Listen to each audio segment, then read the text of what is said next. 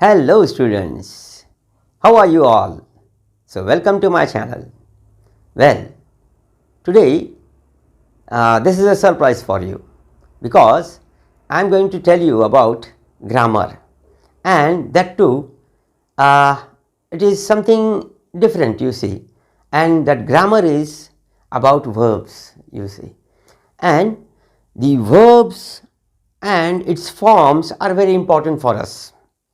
बघा, ज्यावेळेला आपण एखादा सेंटेन्स लिहितो त्यावेळेला नुसता सेंटेन्स आपण लिहित नसतो, तर त्याच्यामध्ये आपण विविध प्रकारच्या ग्रॅमॅटिकल बाबी लिहित असतो. मग त्याच्यामध्ये सब्जेक्ट, व्हर्ब आणि ऑब्जेक्ट ह्या 3 गोष्टी असतातच. So what is important? Yes, you guessed right, verb is very important.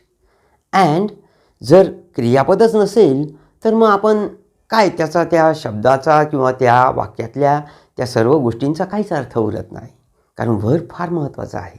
आणि व्हर्ब हे एका ट्रीप्रमाणे आहे. It's a big tree, you see. And when we look at the tree, that is a big English tree, we have the base of grammar and that is verb, you see. Verb is very important for us. Verb is the root, you see, of language. आणि प्रत्येक जेवढ्या भाषा आहेत त्या सर्वांचं जे खाली असलेलं सर्वात बेस महत्त्वाचा तो म्हणजे त्याचं क्रियापद किंवा व्हर्ब आपण त्याला म्हणूयात. आता आपण विचार करतो की व्हर्ब क्रियापद आहे की नाही, मग त्याचं फंक्शनिंग काय असतं हे फार महत्त्वाचं आहे. आणि ज्या विद्यार्थ्याला फंक्शनिंग कळलं, ज्या विद्यार्थ्याला what is the uses of verb in such various sentences in English, they know that yes, I can write and I have that confidence to write in English, you see. आणि म्हणून हा confidence तुमच्यामध्ये निर्माण व्हावा असं जर तुम्हाला वाटत असेल तर first and very important thing that you are going to do is write the verb forms. Yes, which are the verb forms? Yes, I'll give you in the descriptions afterwards, and what you will do that I will tell you afterwards. पहिले आपण सगळ्यात महत्त्वाचं म्हणजे verb आणि त्याचे forms काय काय आहेत आणि ते कशा पद्धतीने हा सगळा खेळ ह्या इंग्रजीच्या शब्दांमधून आणि त्या वाक्यांमधून आपल्याला बघायला मिळतो, हे सगळं आपल्याला बघायचं आहे व्हर्ब्सद्वारे. आणि म्हणून हे सर्वांना आवश्यक आहे, फक्त 9वी आणि 10वीसाठीच नाही, तर जेवढे विद्यार्थी हा व्हिडिओ बघतील त्या सर्वांनाच ते खूप फायद्याचं होईल. आणि बघा, इतर खूप सारे व्हिडिओज आज अवेलेबल आहेत, पण तुमच्यासाठी मी तुमच्या समजेल अशा भाषेमध्ये आणि मी तुम्हाला ओळखत असल्यामुळे मी तुम्हाला त्या गोष्टी सर्व देणार आहे ज्या तुमच्या मनामध्ये खरंच प्रश्नचिन्ह म्हणून आज तुमच्यासमोर आहेत. तर काही हरकत नाही, आपण छोटासाच हा व्हिडिओ करणार आहोत, परंतु याद्वारे आपण शिकणार आहोत की कशा पद्धतीने याचा ह्या व्हर्बचा ही संपूर्ण जी काही प्रक्रिया आहे ती कशा पद्धतीने इंग्लिशमध्ये होते. So let's begin and I want you to see the PPT, how it is explained, and then work out. Take your grammar book, any grammar book that you have, then take out the verb forms, take out the sentences, how the verb is used in so many forms, you see, and in many sentences. Just read it and then use it in your say studies. Whenever you are having any problem, you can contact me and we will solve it. So there is no problem, but very important is that just try and then luck is yours, you see. Every aspect of English language is based on verb. So just read whatever you have with you and observe the verb forms, you see, and how it is used. So just read many books, you see, that is take your say story books, your other books that you have earlier might have thought that yes, I am going to read this book, but it is in English. How can I understand? Yes, you can understand. Just read it because you want to learn the verb forms, and the verb forms are there so that you will understand the idea of the structure of verb forms. Okay, so let's begin.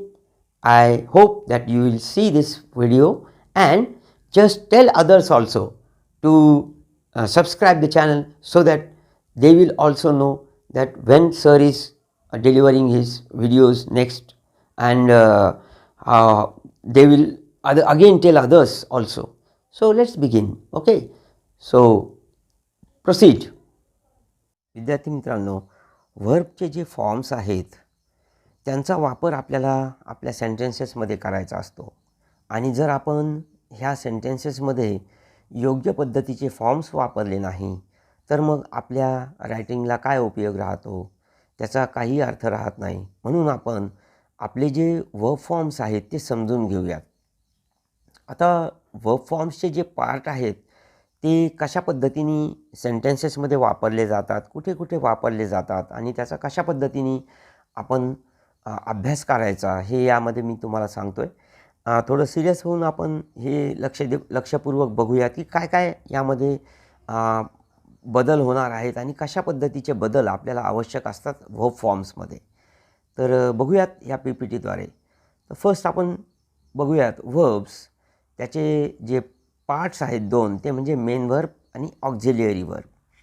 आता जे main verb असतं ते आपल्यासाठी फार महत्त्वाचं आहे. तेच जर आपल्याला माहीत नसेल, त्याचा जर आपल्याला कशा पद्धतीने वापर करायचा, तो कोणत्या फॉर्ममध्ये आहे किंवा त्याचा अर्थ काय हे जर आपल्याला माहीत नसेल तर मग त्याचा काही उपयोग होणार नाही. म्हणून आपल्याला मेन वर्ब सर्व माहीत पाहिजेत आणि त्याचं मी डिस्क्रिप्शन नंतर तुम्हाला देणार आहे.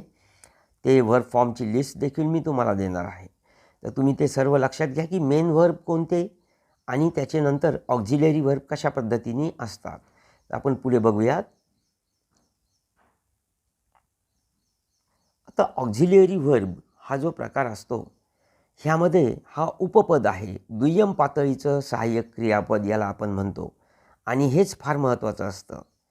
आता ह्या ऑक्झिलरी वर्बचे विविध प्रकार पडलेले असतात, म्हणजेच ते फॉर्म्समध्ये आपल्याला दिसतात वर्बचे. आता ते कोणकोणते बघा. मायनर किंवा हेल्पिंग वर्ब त्या ठिकाणी आहेत. आता जसं आपण म्हणतो कॅन, विल, शाल, मस्ट, ऑट टू आणि यूज टू या पद्धतीचे मायनर हेल्पिंग वर्ब्स आपल्याला त्या ठिकाणी वापरता येतात.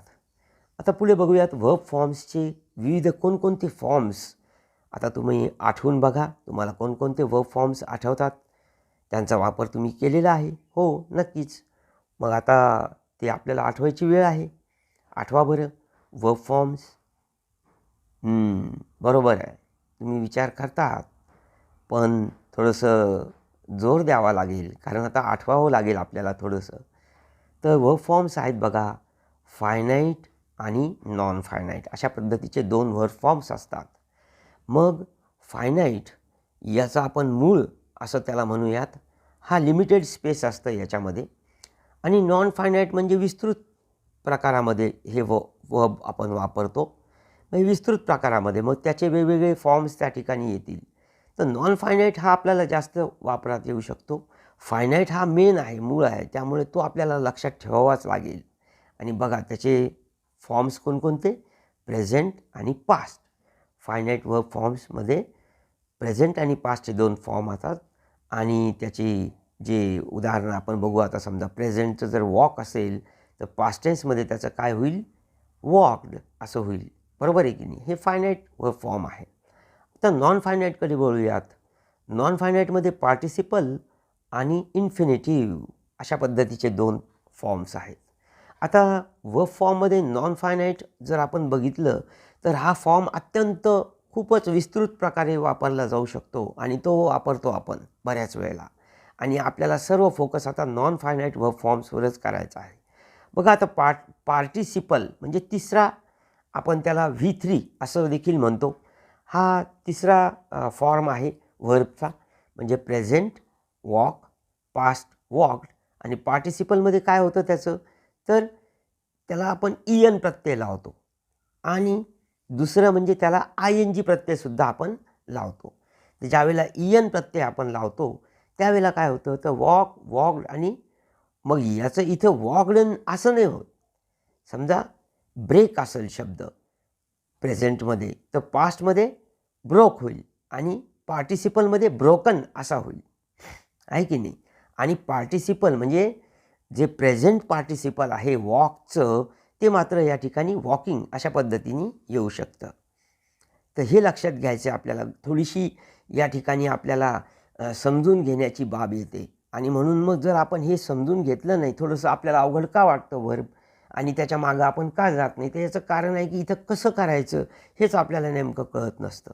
मग आता वॉक, वॉक्ड आणि वॉकिंग अशा पद्धतीचं पार्टिसिपलमध्ये ते येत नाही, तर त्याचं वॉक, वॉक्ड, वॉक्ड असंच पार्टिसिपल राहतं. आलं का लक्षामध्ये. म्हणजे पार्टिसिपल हे वॉक्डच राहतं.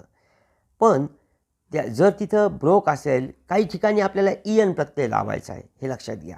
आणि आयएनजी प्रत्यय हा पार्टिसिपलमध्ये आपल्याला प्रेझेंट पार्टिसिपलमध्ये लावायचा आहे, हे देखील समजून घ्यायची या ठिकाणी आवश्यकता आहे.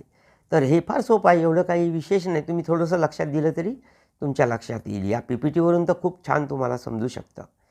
आता या ठिकाणी इन्फिनिटिव्हकडे वळूयात. इन्फिनिटिव्ह म्हणजे टू त्याला लावलेलं असतं. मग हे काही शब्द वर्बचे काही शब्द हे आपल्याला विथ टू दिलेले आहेत, म्हणजे विथ टू वापरून केले जातात आणि दुसरं विदाऊट टू वापरून केले जातात. मग आता ते कोणते बघा, या ठिकाणी खाली आहे टू गो, टू फाइंड, हे वर्ब्स आहेत. गो, फाइंड हे वर्ब आहे. मग त्याला टू लावलं आपण म्हणजे ते टू वापरून इन्फिनिटिव्ह वापरला जातो. किंवा मग मेक आणि स्टँड बघा, मेक हिम स्टँड हा एक शब्द वापरला, हा एक सेंटेन्स वापरला गेला, पण यामध्ये टू वापरलं गेलं नाही, आहे की नाही. टू मेक हिम स्टँड असं पण म्हणता येतं, परंतु ते लावा किंवा लावू नका दोन्ही पद्धतीने आपण वापरू शकतो. इथे बघा लेट हिम सिट म्हणजे काय, टू लेट हिम सिट असं पण होऊ शकतं किंवा लेट हिम टू सिट असं सुद्धा होऊ शकतं. पण ते तसं करायची काय आवश्यकता वाटत नाही. म्हणजे विदाऊट टू देखील आपण इन्फिनिटिव्ह फॉर्म्स वापरू शकतो वर्बचे. समजलं हे तुम्हाला. आता पुढे आपण वळूयात. बघा ऑक्झिलियरी वर्बमध्ये आता हा जो ऑक्झिलियरी फॉर्म आहे दुय्यम पातळीचा किंवा सहाय्यकारी क्रियापद म्हणून आपण त्याला वापरतो. तर याचे काय काय फॉर्म्स असतात बघा, ते कुठं यूज होतात हे अतिशय महत्त्वाचं आहे समजून घेण्यासारखं. आता हे दुय्यम पातळीचं आहे नाही का, म्हणजे ती मूळ स्वरूपामध्ये वापरली जातच नाही, तर ती वेगवेगळ्या त्याच्या फॉर्म्समध्ये वापरली जातात ही वर्ब फॉर्म्स. बघा आता verbs use to form the tense. आता टेन्समध्ये आपण वापरतो ती ऑक्झिलियरी वर्ब्स त्या ठिकाणी कशा पद्धतीने येतात ते आपण आता बघणार आहोत. बघा टेन्समध्ये आपल्याला माहीत आहे present, present tense, past tense आणि फ्युचर टेन्स हे आपले 3 टेन्सेस आहेत. मग आता याच्यामध्ये ते वर्ब फॉर्म कसा वापरला जातो तर बघा या ठिकाणी तुम्हाला दाखवतो. गो हे जर आपण बघितलं तर त्याचं पास्ट टेन्स होतो वेंट, गो वेंट. मग फ्युचर टेन्स काय होईल, करा बरं विचार. फार विचार काही करायचा नाही, कारण इथं ईएन किंवा ING प्रत्यय लागणार नाही आहे. ते फ्युचर आहे विद्यार्थी मित्रांनो. आणि म्हणून जर फ्युचर असेल तर मग त्याच्यामध्ये काय आपल्याला त्याचा फॉर्म वापरता येईल बघा, will go. Yes, will go म्हणजे verbs use to form the tense. याच्यामध्ये कशा पद्धतीने बदल होतो हे आपल्याला आता कळलं असेल, बरोबर आहे की नाही. प्रेझेंटमध्ये गो, पास्ट टेन्समध्ये वेंट आणि फ्युचरमध्ये विल गो. आता बघा आपण त्याचा सेंटेन्स बघू. I go to school. Yes, हे ऑक्झिलियरी वर्बमध्ये टेन्समध्ये वापरलं गेलेलं गो हे प्रेझेंट टेन्समधलं वापरलं गेलेलं आहे. आता बघू आपण पास्ट टेन्समध्ये त्याचं काय झालं, गोचं काय झालं बघा. गेस करण्याची जरूरत नाही, तुमच्यासमोर दिसतं आहे. हां, वेंट. आणि पुढे फ्युचर टेन्समध्ये I will go to school. Will go म्हणजे मी जाईल, हे ते फ्युचरमध्ये बोलतो आहे तो, आहे की नाही. तर हे सर्व वर्ब कशा पद्धतीने बदलतं, त्याचे फॉर्म्स कसे बदलतात वेगवेगळे, म्हणजे टेन्समध्ये कसा बदलतो हे आपल्याला या ठिकाणी कळलं. आता पुढे आपण बघूयात आणखी काय आहे. ऑक्झिलियरी वर्बचा व्हॉइस. व्हॉइसमध्ये हे वर्ब कशा पद्धतीने वापरलं जातं. आता हा थोडा विस्तृत स्वरूपातला भाग आहे. मी यामध्ये व्हॉइसचे पण काही प्रकार तुम्हाला या ठिकाणी सांगण्याचा प्रयत्न करत आहे. नीट व्यवस्थित लक्ष द्या. बघा व्हॉइस. आता व्हॉइसचे 2 प्रकार असतात, माहिती आहे तुम्हाला. कोणता, एक म्हणजे ॲक्टिव्ह आणि दुसरा पॅसिव्ह. अगदी करेक्ट, बरोबर, तुम्हाला हे माहीतच आहे. आता ॲक्टिव्ह आणि पॅसिव्ह हे दोन व्हॉईस असतात. आता व्हॉईस तुम्हाला माहीत आहे ना, की आपण ज्या वेळेला मराठीमध्ये एखादी गोष्ट म्हणतो की मी शाळेला जातो, म्हणजे या ठिकाणी क्रिया मी करतोय, म्हणजे कर्तरी प्रयोग आहे. आणि जेव्हा आपण म्हणतो की ज्यावेळेला कर्मावर म्हणजे समजा मी आंबा खात आहे असं आपण नेहमीच म्हणतो नाही का. आंबा आपल्याला फार आवडतो आणि म्हणून आपण नेहमीच आंब्याचं उदाहरण घेतो की मी आंबा खात आहे. आंबा माझ्याद्वारे खाल्ला गेला असं आपण म्हणतो का कधी? नाही. परंतु या पद्धतीने इंग्रजीमध्ये काही गोष्टी आपल्याला कराव्या लागतात. त्याला म्हणतात कर्मणी प्रयोग. मग तो पॅसिव्हमध्ये येतं, आहे की नाही. म्हणजे सब्जेक्ट व्हर्ब ऑब्जेक्ट ही जी बाब आहे ही या ठिकाणी चेंज होऊन ऑब्जेक्टला महत्त्व दिलं जातं, सब्जेक्टला नाही. आणि ॲक्टिव्हमध्ये सब्जेक्टला महत्त्व असतं, हे तुम्हाला माहीतच आहे या सर्व बाबी. पण आता थोडंसं आपल्याला रिवाईज करायचं आहे व्यवस्थित. बघा, एक वाक्य तुम्हाला या ठिकाणी आहे, ही राईट्स अ लेटर. आता हे वाक्य कोणत्या काळात आहे? समोर दाखवलं आहे मी तुम्हाला. हो, सिम्पल प्रेझेंटमध्ये आहे, बरोबर आहे की नाही. ही राईट्स अ लेटर, बरोबर आहे ना. तो आता एक पत्र लिहितो आहे ना. तो लिहित आहे असं नाही, तो पत्र लिहितो. हे आता सध्याच्या त्याच्या प्रेझेंट टेन्समध्ये चाललेलं काम आहे. He writes a letter. त्याचं पॅसिव्ह व्हॉईस कशा पद्धतीने होऊ शकतं? Can you guess? आता आपल्याला कशाला महत्त्व द्यायचं आहे? तर ऑब्जेक्टला. इथं सब्जेक्टला महत्त्व दिलं आहे, बरोबर आहे ना. ही राईट्स हे त्या काय आहे, त्या ठिकाणी आपण वापरलेलं वर्ब आहे. आणि अ लेटर, बरोबर आहे. मग आता लेटरला जर महत्त्व द्यायचं असेल तर मग वाक्य कसं होईल? A letter is written by me. आता इथं इज का घ्यावं लागलं? Because there is tense and which is it? Simple tense. म्हणून त्या वर्बला आपल्याला तशाच पद्धतीने इथं ईएन प्रत्यय लावून म्हणजे त्याचं पास्ट पार्टिसिपल. आता बघा, ॲक्टिव्ह व्हॉईसमध्ये आपण जर साधं व्हर्ब वापरत असू प्रेझेंट फॉर्म, तर तिथे मात्र तुम्हाला पॅसिव्हमध्ये म्हणजे त्याला कर्तरीमध्ये केलं गेलं आहे की नाही असं घ्यावं लागेल. म्हणून त्या ठिकाणी ईएन प्रत्यय आपल्याला लावावा लागेल राईटचा, म्हणजे V3 आपल्याला वापरावं लागेल. मग a letter is written by him, त्याच्याद्वारे. समजा एक वाक्य आपण घेऊ मराठीमध्ये की पांडूने सापाला मारले, बरोबर आहे ना. पांडूने सापाला मारले, हे एक वाक्य आहे. मग आता त्याला जर आपल्याला असं म्हणायचं आहे की आपल्याला आता पांडूने सापाला मारले, पांडू हा व्यक्ती त्या ठिकाणी महत्त्वाचा आहे की नाही. पण आपल्याला आता हे सांगायचं आहे की साप महत्त्वाचा आहे आम्हाला, कारण त्यांनी सापाला मारलेलं आहे, बरोबर आहे की नाही. मग जर आपण त्याला इंग्रजीच्या पद्धतीने करायला गेलं ते कसं होईल की पांडू किल्ड द स्नेक असं होईल. आणि मग जेव्हा आपण पांडू किल्ड द स्नेक असं म्हणू, त्याचं जर आपण पॅसिव्ह व्हॉईस करायला गेलं तर मग काय होईल? अ स्नेक किल्ड पांडू, आहे की नाही. अ स्नेक किल्ड पांडू. अरे, काहीतरी चुकतंय. बघा काय चुकतंय, काय चुकतंय बघा. हां, त्या ठिकाणी ज्या वाक्य जे दिलं गेलं आहे की पांडू किल्ड स्नेक, त्याचं या ठिकाणी स्नेक किल्ड पांडू असं झालं आहे. म्हणजे सापाने पांडूला मारले असं होऊ शकतं. मग त्या ठिकाणी काहीतरी आपल्याला सपोर्ट करायला पाहिजे होतं आणि ते म्हणजे प्रोनाऊन.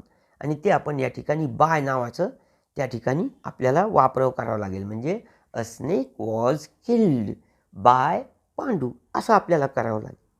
समजतंय? तर हे या ठिकाणी आपल्याला समजून घ्यायची बाब आहे की वॉज आपण वापरायचं आहे आणि मग बाय हे सुद्धा आपल्याला वापरावं लागेल पॅसिव्ह करताना. पण व्हर्बचं या ठिकाणी काय काय होतं आहे बघा. इथं राईट्स आहे, इथं रिटर्न झालेलं आहे, बरोबर आहे की नाही. आता पुढचं एक आपल्याला वाक्य बघायचं आहे कोणतं आहे ॲक्टिव्ह व्हॉईसमध्ये. So I am writing letters. इथं आहे प्रेझेंट कंटिन्युअस. यस. मग आता याचं पॅसिव्ह काय होऊ शकतं? करा बरं विचार. Yes, you are correct. Letters are being written by me. Yes, that's it. म्हणजे काय तर रायटिंगचं या ठिकाणी बीइंग रिटन अशा पद्धतीने त्या व्हर्बचा त्या ठिकाणी आपल्याला बदल झालेला दिसून येतो. आता आपण पुन्हा एकदा बघूयात की पुढचं काय वाक्य आहे. He has taken his food. आता हे प्रेझेंट परफेक्टमध्ये आहे वाक्य. बघा, प्रेझेंट परफेक्ट झालेलं आहे बघा. म्हणजेच या ठिकाणी पास्ट टेन्स, कंप्लीट पास्ट टेन्समधलं वाक्य आहे. He has taken his food. जेवलेला आहे, बरोबर आहे की. आता त्याचं पॅसिव्ह आपण कसं होऊ शकतं विचार करा. हां, येस, हिज फूड. बघा, his food has been taken by him. बघा, बाय आपल्याला वापरलं आहे, हिम त्या ठिकाणी आहे. His food has been taken by him, बरोबर आहे की नाही. आता पुढचं अजून एक वाक्य बघूया. आता हे पॅसिव्हमध्ये दिलेलं आहे. The toy was broken by the child. Yes, the toy was broken by the child. आता हे पॅसिव्हमध्ये तुम्हाला जर असेल आणि या ठिकाणी ब्रोकन EN प्रत्यय आहे, बरोबर आहे की नाही, व्हर्बचा. मग आता आपल्याला बदल करायचा आहे आणि त्याला ॲक्टिव्ह बनवायचं आहे. म्हणजे कशावर, कुठं क्रिया आता या ठिकाणी कशावर झाली आहे, टॉयवर झालेली आहे. पण पॅसिव्हला या ठिकाणी आपण महत्त्व दिलेलं आहे कशाला, तर ऑब्जेक्टला. आता आपल्याला इथं सब्जेक्ट करायचं आहे ना ॲक्टिव्ह व्हॉईसमध्ये. मग काय पहिले घेतलं जाईल. Yes, you are correct, the child. मग द चाइल्ड.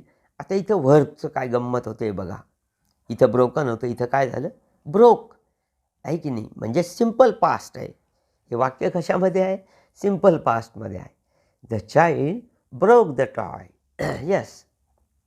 आता तुम्हाला कळलं की जर सिम्पल पास्टमध्ये जर वाक्य दिलं गेलं असेल, the child broke the toy, त्यावेळेला वॉज ब्रोकन अशा पद्धतीने ती वाक्यरचना तयार होते, बरोबर आहे की नाही. आता पुन्हा एक वाक्य बघूयात ॲक्टिव्ह व्हॉईसमध्ये. She was learning music. Past continuous आहे, म्हणजे पास्टमध्ये ती क्रिया चालू होती, बरोबर आहे की नाही. इथं आपण टेन्स पण समजतो. शी वॉज लर्निंग म्युझिक. येस.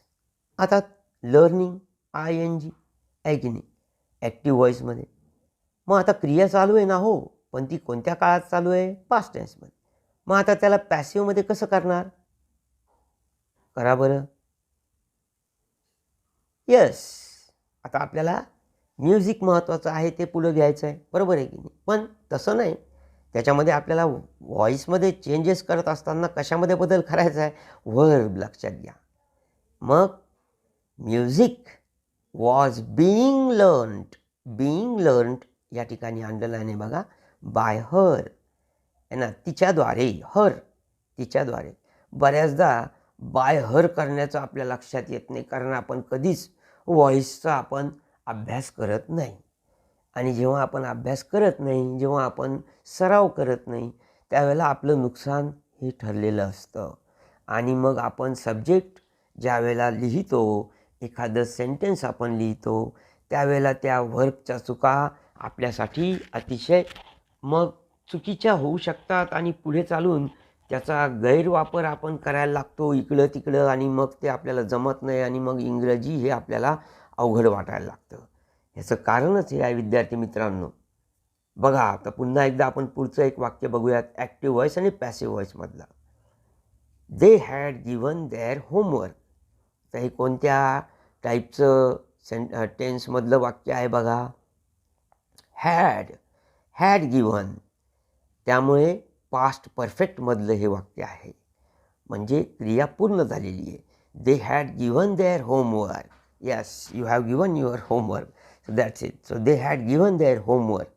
तुम्ही पण हे होमवर्क देणार आहात. सर्वांनी ते होमवर्क मला दाखवायचं आहे नंतर करून, आणि पोस्ट करत चला विद्यार्थी मित्रांनो, म्हणजे मला समजेल की तुम्ही करत आहात की नाही. कारण जर तुम्ही हे दाखवलं, तुम्ही जर सोडून जर मला या आपल्या ग्रुपवर जर ते दाखवलं तर त्याचा खूप फायदा होतो, हे लक्षात घ्या. So they had given their homework हे पास्ट परफेक्टमध्ये आहे. त्याचं पॅसिव्ह व्हॉइस कसं होईल बघा. Their homework had been given by them. तर इथं हॅड बीन गिव्हन EN प्रत्यय प्लस हॅड बीन हे त्या ठिकाणी काय लावलं गेलेलं आहे, प्रत्यय त्या ठिकाणी लावला गेलेला आहे. तर हे सर्व तुम्हाला आता समजलं असेल व्हॉइसेसचं. अजून एकदा पुढे बघूयात. अजून पुढचं अजून एक आपल्याला टेन्स त्या ठिकाणी ऑब्झर्व करायचं आहे ॲक्टिव्ह व्हॉइस आणि पॅसिव्ह व्हॉइसमध्ये. त्याचं चेंजेस कसे होतात ते आपण बघूयात पुढे. बघा आता या ठिकाणी व्हॉइसमध्ये I will take my decision. Yes, I will take my decision. आपण बघितलं ती पोएम आहे की नाही. He wants to take his decision. तर हे 10वी विषय आपण बोलत आहोत प्रेयरमध्ये. मग I will take my decision हे वाक्य आहे सिम्पल फ्युचरमध्ये. विल आलं की समजलं पाहिजे आपल्याला की ते कोणत्या टेन्समध्ये आहे, तर फ्युचर टेन्समध्ये. पण हे सिम्पल आहे किंवा टेक असल्यामुळं आपण म्हणू शकतो की हे सिम्पलमध्ये आहे. काही विद्यार्थ्यांना हे समजत नाही म्हणून मी सांगत आहे. कधी कधी आपल्याला ते आठवत नाही, समजत नाही असं नाही म्हणू शकत आपण, पण त्यांना आठवत नाही या गोष्टी. त्यामुळे ते थोडंसं कन्फ्यूज होतात. तर कन्फ्यूज कधीच व्हायचं नाही विद्यार्थी मित्रांनो. आपण हे बघत आहोत आता, समजून घ्यायचं आहे. पुन्हा पण तुम्ही हे पुन्हा हा व्हिडिओ तुम्ही बघू शकतात, काही प्रॉब्लेम नाही. बघूयात आपण. तिथे आपण शॅल टेकसुद्धा वापरू शकतो. I shall take my decision. Will किंवा शॅल. आता विल म्हणजे मी करणारच आणि मी करील, म्हणजे अजून मी करणार आहे पण मी त्याचं फारच खात्रीने सांगू शकत नाही, तेव्हा आपण शॅल असं वापरतो, हे लक्षात घ्या. आणि त्याचं पॅसिव्ह व्हॉइस काय होईल, my decision will be taken by me. बघा विल बी टेकन असं म्हटलेलं आहे, EN प्रत्यय लागलेला आहे आणि पॅसिव्हमध्ये घेतलं गेलेलं आहे ते.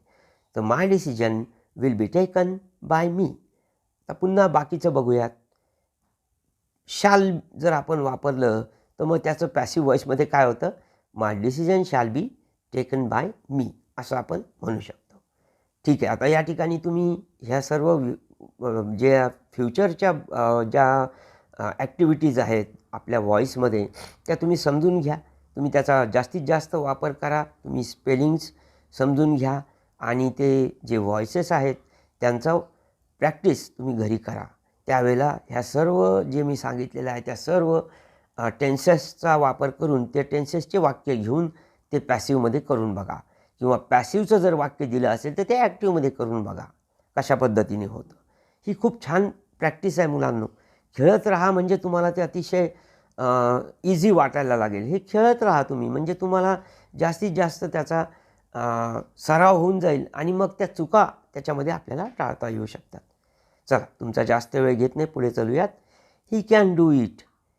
आता इथं कॅन हे मॉडल ऑक्झिलिअरी या ठिकाणी वापरलं गेलेलं आहे, बरोबर आहे. आणि डू हे त्या ठिकाणी आपण काय म्हटलेलं आहे, वर्ब. मग ते वर्ब त्या ठिकाणी वापरलं गेलेलं आहे. आता ही कॅन डू इट असं जर मॉडल ऑक्झिलिअरीची आपण आता काही वाक्य बघणार आहोत ॲक्टिव्ह व्हॉइसमध्ये. आता फ्युचर परफेक्ट वगैरे प्रकार यामध्ये नसतो, हे लक्षात घ्या. म्हणून मी इथं मॉडल आता सुरू केलेले आहेत, हे लक्षात घ्या ॲक्टिव्ह व्हॉइसमध्ये. तर इथं फक्त सिम्पल फ्युचरमध्ये आपण घेऊ शकतो. आता बघा, ही कॅन डू इट असं जर मॉडल ऑक्झिलिअरीमध्ये विचारलं गेलेलं आहे तर मग त्याचं पॅसिव्ह व्हॉइसमध्ये होईल it can be done by him. बघा कॅन डूचं काय झालं, can be done. It can be done by him. अशा पद्धतीची वाक्य तुम्हाला येतात आणि बऱ्याचदा विद्यार्थी माझ्याकडे येऊन विचारतात की सर हे कशा पद्धतीने होऊ शकतं किंवा काय. मग ते मॉडेल ऑक्झिलिअरीचे वाक्य असतात, हे आपल्याला समजलं पाहिजे. आणि म्हणून याचा पण तुम्ही एक प्रॅक्टिस तुम्ही त्या ठिकाणी करू शकतात. जर तुमच्याकडे ग्रामरचं पुस्तक नसेल तर मग तुम्ही विविध आपल्या जे आपल्या पुस्तकामध्येच काही एक्सरसाइजेसमध्ये शिकवलेलं आहे त्या बाबी तुम्ही समजून घेऊ शकतात. पण ग्रामरची पुस्तकं सगळ्यांकडे असावीत असं मला नेहमी वाटत असतं. तुम्ही हे बघून घ्या. आता बघूयात आपण दुसरं वाक्य. She must take it. She must take it. Must म्हणजेच हे पुन्हा काय आलं सांगा बरं. हां, समजलं तुम्हाला, मॉडल. आता हे मॉडल त्या ठिकाणी वापरलं आहे. शी मस्ट टेक इट मॉडल ऑक्झिलिअरीचं वाक्य. त्याचं आपण पॅसिव्ह काय होऊ शकतं, येस गेस. नाही, गेस करायचं नाही, आपल्याला गेस नाही चालणार. आपल्याला डेफिनेटली सांगावं लागेल.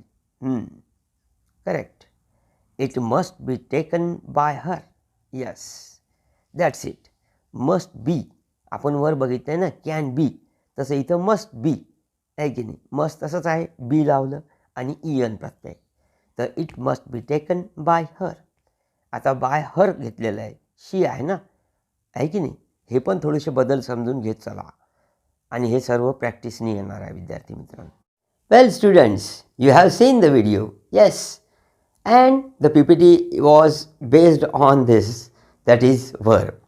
बघा, हे वर्ब आता तुम्ही समजून गेला आहात की कशा पद्धतीने याचे फॉर्म्स बदलतात, सेंटेन्सेसमध्ये त्याचा कसा उपयोग होतो आणि कशा पद्धतीने ते आपल्याला अभ्यासायचे आहेत आणि त्याचा वापर आपल्याला आपल्या परीक्षांमध्ये तसेच आपल्या विविध ज्या काही ॲन्सर्स आपण लिहिणार आहोत त्या ॲन्सर्समध्ये कसा करायचा आहे, कोणता योग्य फॉर्म आहे हे तुम्हाला आज कळलं असेल. आणि नक्कीच याचा तुम्ही जास्त सराव करायचा आहे. आणि म्हणून खाली तुम्हाला काही वर्ब फॉर्म्सच्या मी चार्ट त्या ठिकाणी टाकलेले आहेत, ते देखील तुम्ही बघू शकतात. आणि जेव्हा तुम्ही हे पाठ कराल, काही नाही 2 मिनटं लागतात. तुम्ही जर उभं राहिलात सकाळी आणि तुम्ही जर उभं राहून जस्ट फिरता फिरता तुम्ही जर ते लक्षात घेतले किंवा त्याचं जर नुसतं स्पेलिंग जरी तुम्ही लक्षात घेतलं तरी चालेल. मी असं म्हणणार नाही की तुम्ही ते पाठ करावं, कारण पाठ तर करायलाच पाहिजे. परंतु जर तुम्हाला ते पाठ करण्यास अवघड वाटत असेल तर जस्ट समजून घ्या, त्याचे अर्थ समजून घ्या. Okay, I have given the list but you have to find out the meaning from the dictionary. Yes, that's what your homework is. And हे सर्व केल्यानंतर मग आपण त्याचं जेव्हा जेव्हा तुम्ही त्याचा वापर कराल, मी काही तुम्हाला या ठिकाणी गमतीशीर असे आपण टेस्ट पण घेऊयात आणि त्या टेस्टद्वारे त्याच्यामध्ये सर्वांनी मात्र पार्टिसिपेट करायला पाहिजे. आणि मागे एका छोट्याशा टेस्टमध्ये फार कमी विद्यार्थी त्या ठिकाणी सहभागी झाले, पण सर्वांनी व्हायला पाहिजे. कारण काय तर त्याच्यामुळे आपल्याला एक आपल्या आत्मविश्वासाला त्या ठिकाणी थोडंसं चालना मिळते, म्हणून ते तुम्ही करायला पाहिजे. आणि मी तुम्हाला हे सांगेल की घरी आपण आहोत तर आपल्याला भरपूर वेळ आहे, आपण ते करायला काही हरकत नाही.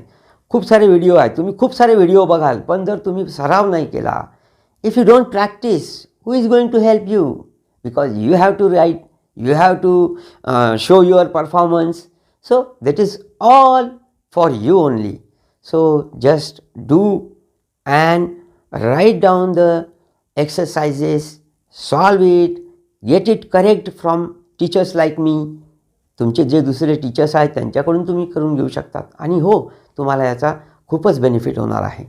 तर वर्ब फॉर्म्सचा जास्तीत जास्त वापर करा. मी असं म्हणणार नाही की यामध्ये सर्वच गोष्टी करेक्टली सांगितल्या गेल्या असतील. तुम्ही त्याच्यामध्ये अधिक जास्त तुम्हाला त्याचा सराव होऊ शकतो जर तुम्ही अधिक जास्त केलं तर. The more you learn, the more you get success. So that is all. So thank you and do subscribe the channel.